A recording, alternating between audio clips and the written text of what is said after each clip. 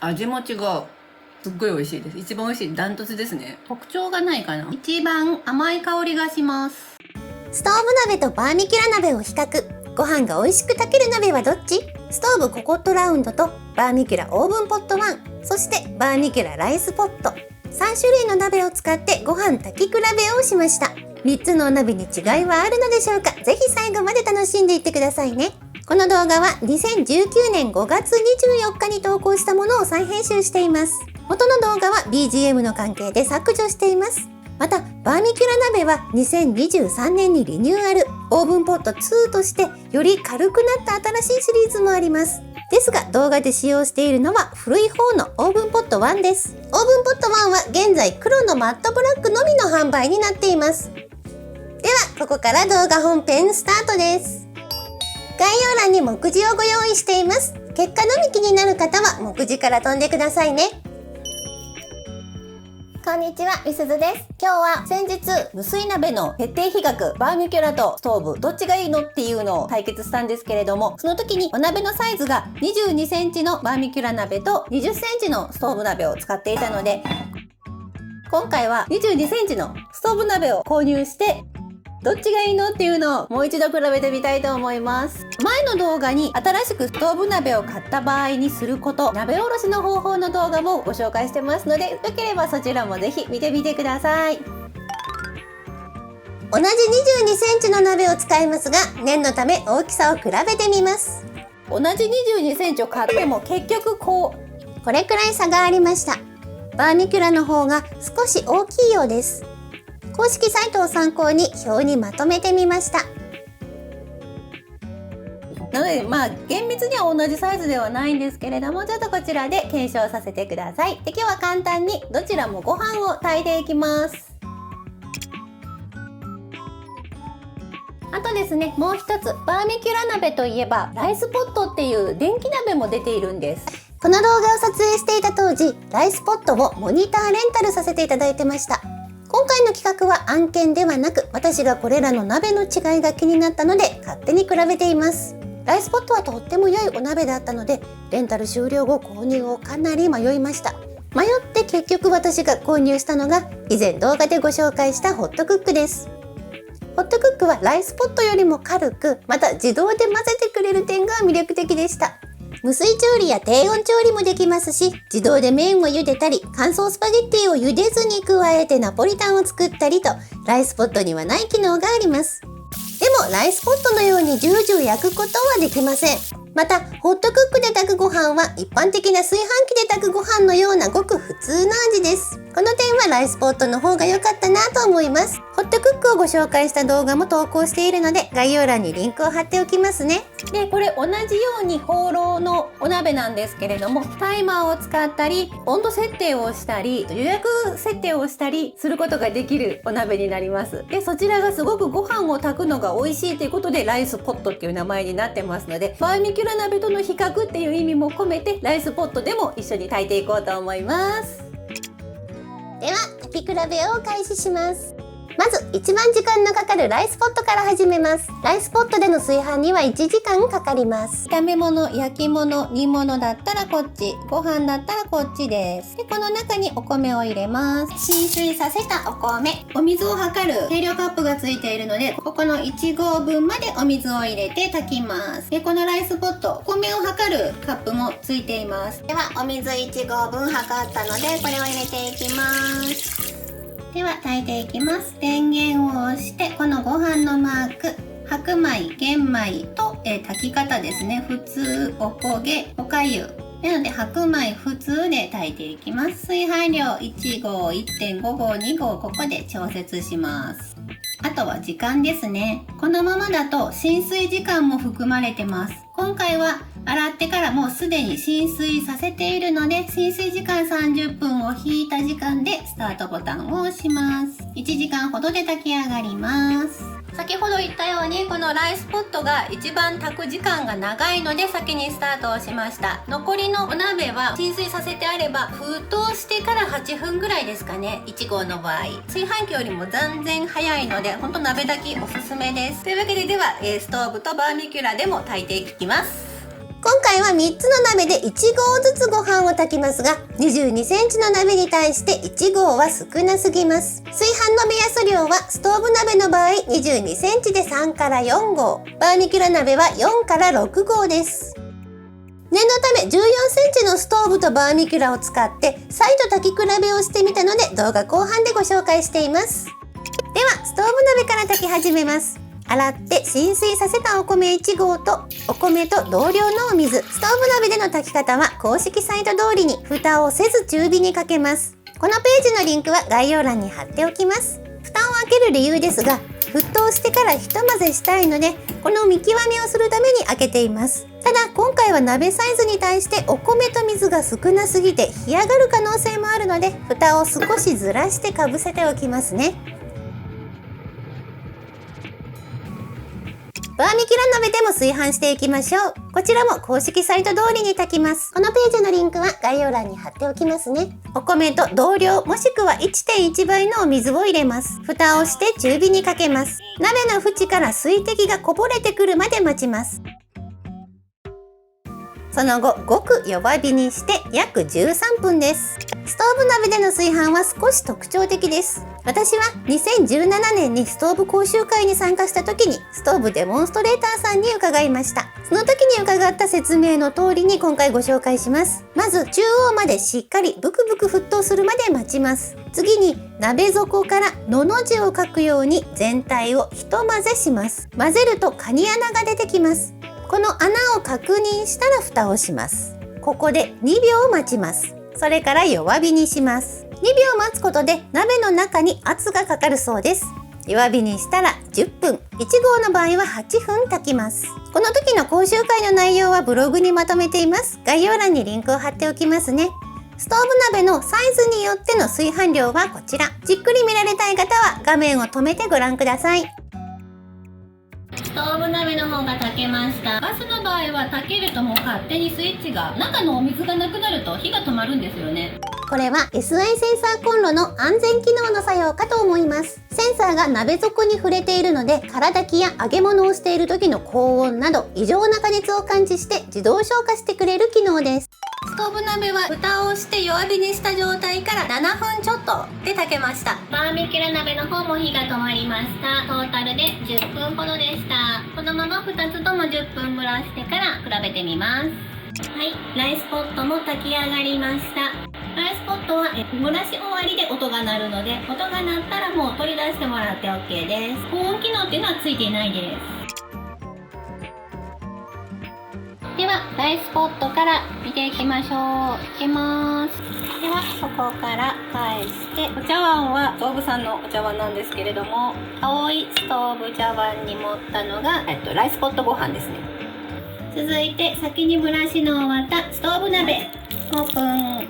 前回の動画でもお伝えしたんですけど、蓋の裏の突起がすごく優秀で、お水がジャバーっと開けた時に出るんですよね。ではそこから混ぜて、いい感じ、めちゃくちゃいい感じです。22センチの鍋でね、1合だけ炊くってやらないと思うので、私も1合炊くときは16センチの和鍋っていうご飯炊いたり和食に使ったりするストーブ鍋があるので、こちらを使っていますね。はい、緑のストーブ茶碗に持っていきますね。このお茶碗もね、可愛いですよね。ということで、緑のお茶碗にストーブご飯です。バーミキュラ鍋のご飯、よいしょ、オープン。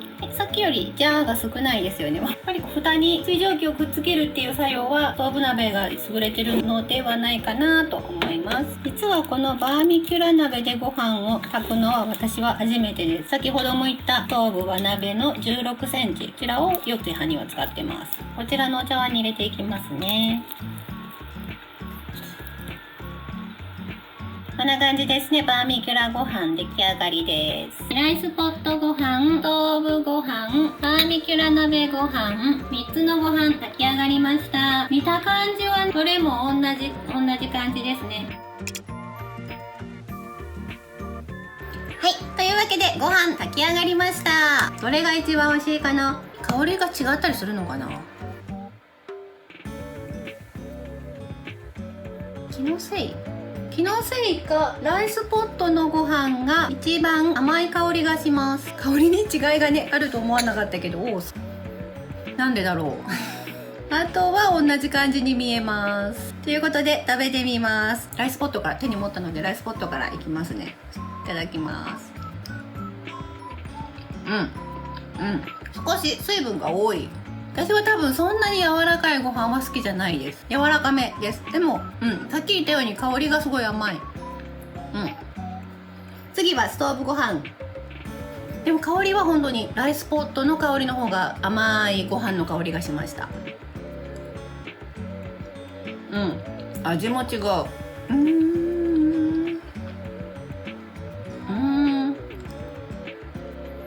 お米粒一粒一粒を感じられる食感です。ライスポット鍋のご飯に比べてちょっと水分が足りない感じ。でも蓋を開けてぐるぐる混ぜてっていうあのタイミングの見極めの差だと思うので何とも言えないんですけど、最後にバーミキュラ鍋のご飯。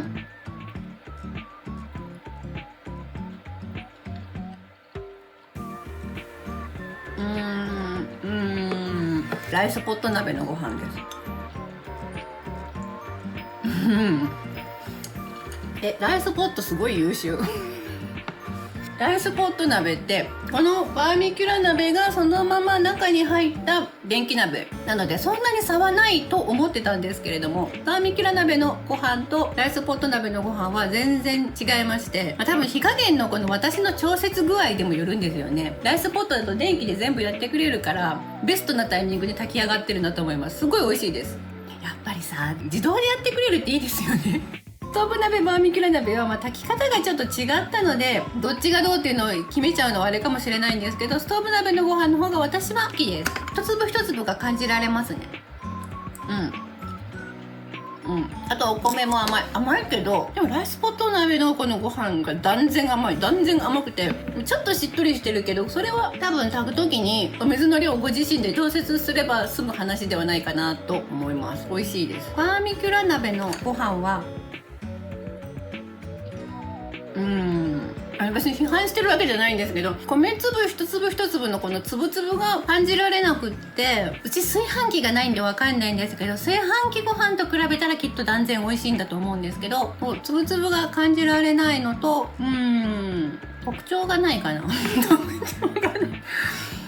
なんかね、2回目になったらすっごい自由に喋るようになっちゃって、前回の企画の時はすっごいもうどうしよう全然違うどうしようって思ってたんですけど、2回目になって心の余裕と自由さが出てきたのかもしれないです。ストーブご飯ってすごく好みです。お米粒一粒一粒が立ってる感じです。蓋を開けた時のジャーもストーブさんの鍋の方がジャバーっとシャワー出てたので、これでかな。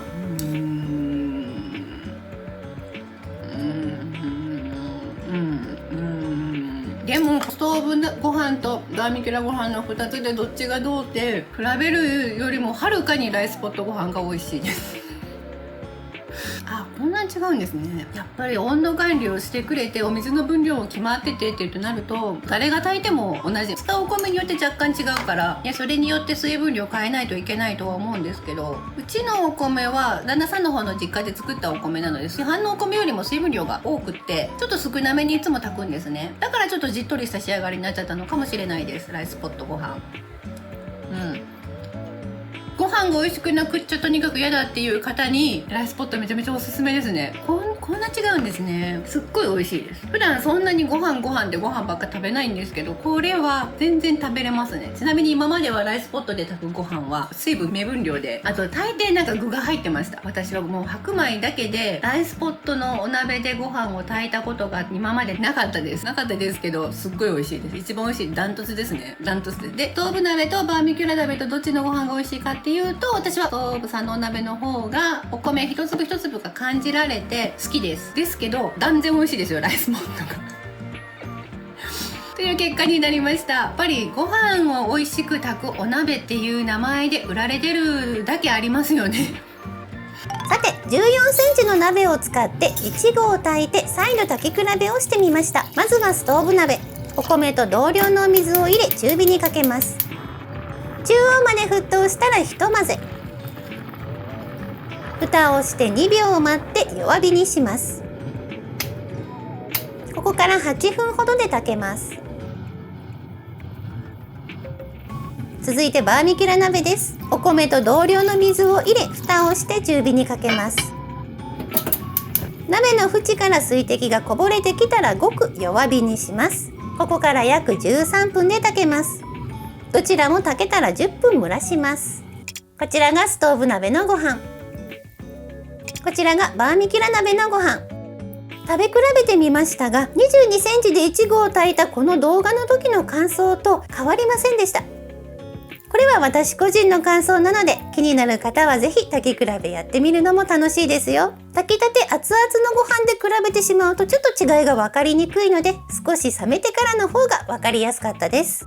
ストーブさんのお鍋のこのお米粒一粒一粒がこう感じられる、口の中で感じられてほんのり甘みがあるこちらのご飯の方が美味しいと思いました。バーミキュラさんの普通のこのお鍋で炊いたご飯はここまで感じられないかなでも加減もあるからね、わかんないですね。私のこの最初の強火のかけ具合と弱火に持っていくタイミングとか、なんかそういうのでも多分変わると思うので違いには言えないと思うんですけれども、今日の結果はそんな感じになりました。購入迷われてる方はぜひ参考にしてくださると嬉しいな。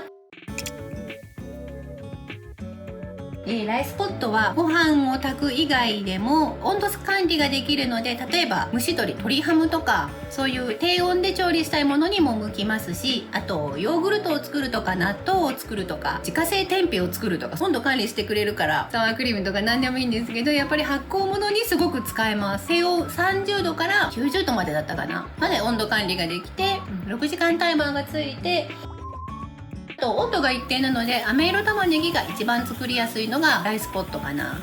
そんな感じで、前回のスペアリブ対決では圧倒的にストーブさんが美味しかったんですが、今回のご飯対決はバーミキュラさんのライスポットの優勝です。もう断然、多分これどなたが食べてもちょっと柔らかすぎて嫌っていう人いる？でもすっごいいい香りですよすっごいいい香り。同じお米なのにすっごく香りが良くて、ちょっとだけ柔らかめなのは水分量付属の計量カップで測ってますけれども、ちょっと減らせばいい話なので、ほったらかしで炊ける電気なのでっていう点がいいと思います。